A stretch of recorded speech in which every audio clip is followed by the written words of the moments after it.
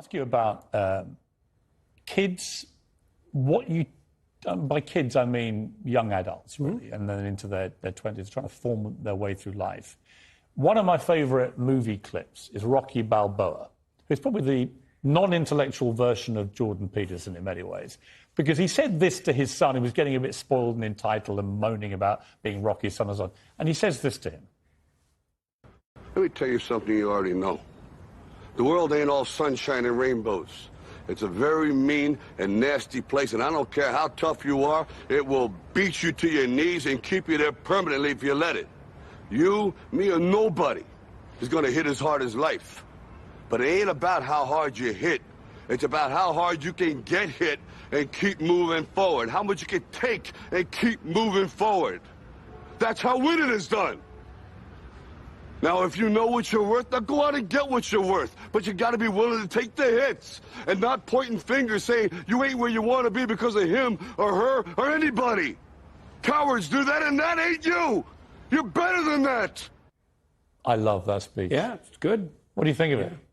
Well, that ethos was what lifted up Sylvester Stallone to stardom very rapidly with his first movie. And what do I think about that? I think that young people are literally dying for that message.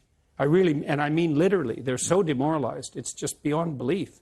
And so one of the things that's been painful about what I've been doing with my wife as we've traveled around the world for the last number of years is to see how desperate people are for an encouraging word.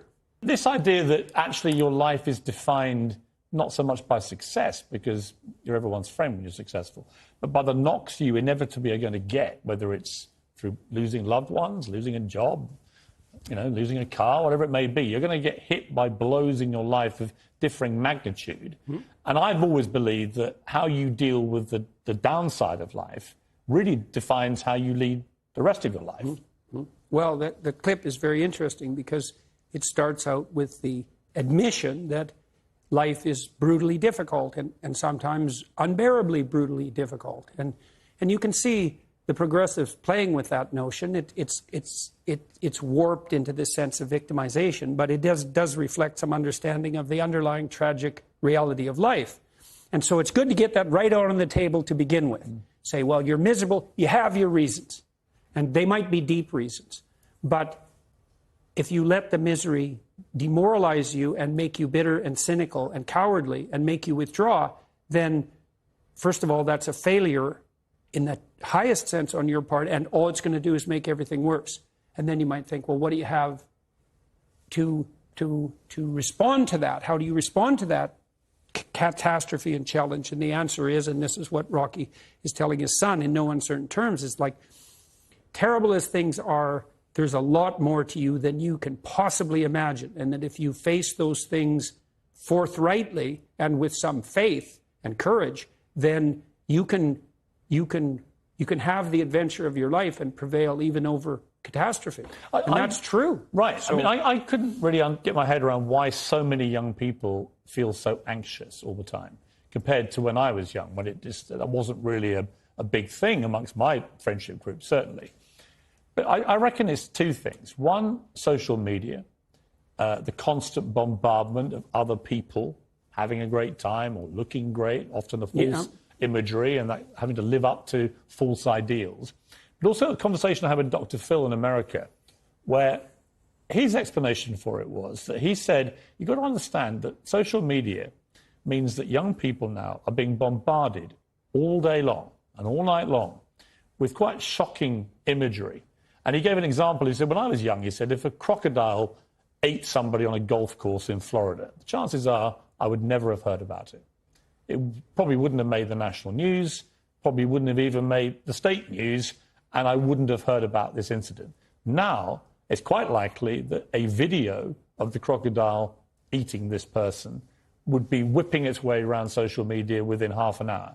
And young kids would be sharing it, disseminating it, and being exposed to this constant imagery all the time of quite unsettling and shocking imagery. What do you think of that theory? And I think that in itself was adding to a sense of everything's terrible. Well, I think it's a corollary of an information overload theory, right? I mean, one of the advantages to to having the computational power we have is that everything is at your fingertips.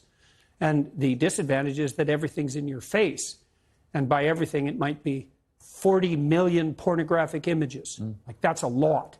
Or an endless array of tragic scenarios. And really endless.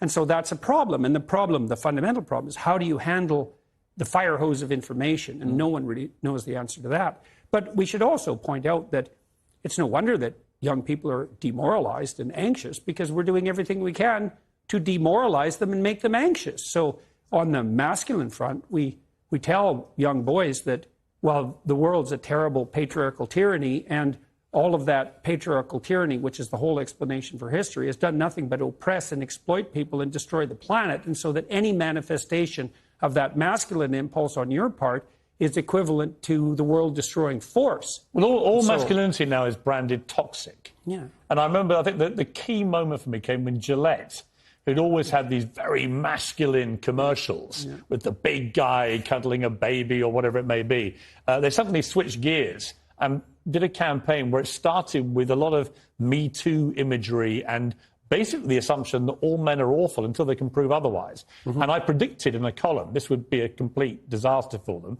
And sure enough, $9 billion later, they did a screeching U-turn and went back to the big guy cuddling the babies. Because actually, two things I think about that. One, most men are not awful, actually. And secondly, not all the time. No, some men are, obviously. Some women are pretty awful. But not most of them. But if you try saying that and not getting cancelled.